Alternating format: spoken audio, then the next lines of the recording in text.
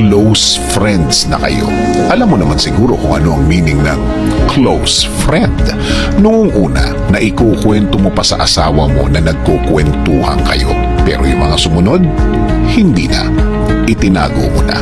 Isinikreto mo na. Wala ka ng follow-up na kwento sa asawa mo.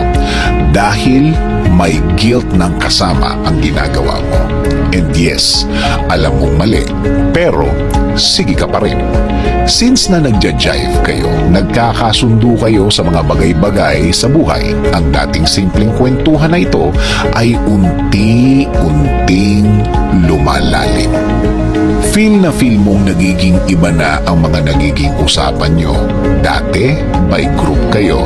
Dati, may kasama pa kayo. Ngayon, iba na. Kayo na lang. Kayong dalawa na lang.